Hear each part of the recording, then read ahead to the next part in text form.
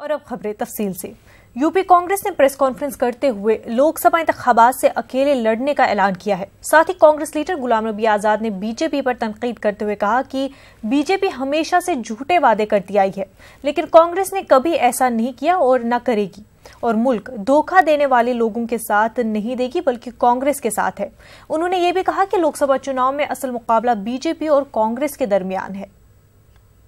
ऐसी सरकार, भारतीय जनता पार्टी की सरकार के साथ राष्ट्रीय स्तर पर अगर उनको कोई हराने वाली पार्टी है तो राहुल गांधी के नेतृत्व में कांग्रेस पार्टी वो लड़ाई लड़ेगी। और उन्होंने और हम सब ने ये चैलेंज कबूल किया है और उसी दृढ़ता से, उसी मजबूती से हम उत्तर प्रदेश की भी 80 की 80 सीटों पर इलेक्शन लड़ेंगे और हमारी तैयारी पूरी है।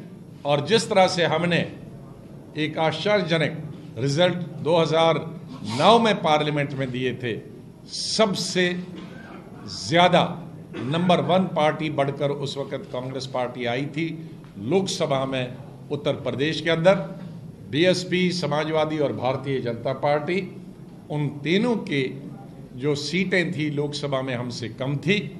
मुझे पूरा विश्वास है कि उससे तिगनी नहीं तो उससे दुगनी सीटें जिस वक्त उस वक्त मिली थी, हम अकेले अपने दम पर उसी लगन से करेंगे और सबके लिए, रीजनल पार्टीज़ के लिए भी और नेशनल पार्टी के लिए भी एक आश्चर्यजनक रिजल्ट कांग्रेस इस दफ़ा यूपी में देगी। हम भारतीय जनता पार्टी और उनके नेताओं की तरह झूठे वादे नहीं करते हैं, वोट बटोरने के लिए लोगों को बांटते नहीं हैं, हम लोगों को इकट्ठे करते हैं। सब हम दिलों में, लोगों के दिलों के बीच में दरारें पैदा नहीं करते हैं, हम दिलों को मिलाने वाले हैं, दिलों को तोड़ने वाले नहीं।